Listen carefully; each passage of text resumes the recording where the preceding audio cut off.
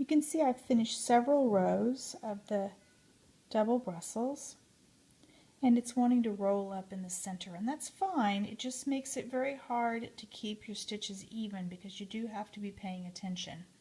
And I'm ready to anchor off this last row before I end this piece. And I wanted to show you that where do you decide to place the anchor? I mean, do I anchor it here or do I anchor it here?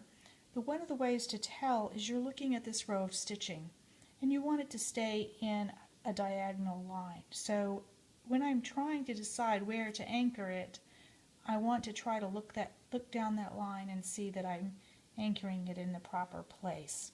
So I'm going to anchor here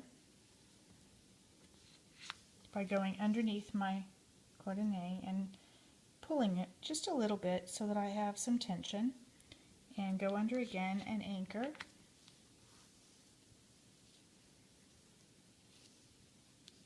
So now I've anchored that last row to the edge on the coordinate. And now, because my stitches can be stretched and pulled down to my final coordinate row, I don't need to add another row of stitches. If I couldn't stretch this down and have it look good, then I would need to add another row of stitches, but I don't need to do that. So now I can whip back around the coordinate, and I usually put, if it's this loose a weave, one in the middle, and then I'm catching the thread, the loop from the previous row of work, and going under the coordinate, and I'm just whip stitching it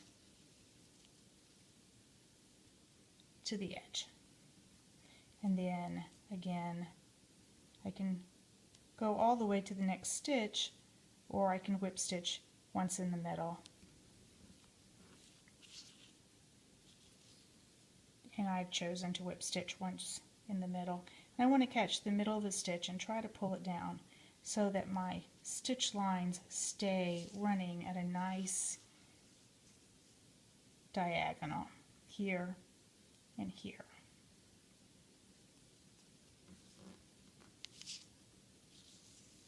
And that is how we finish off a section of lace.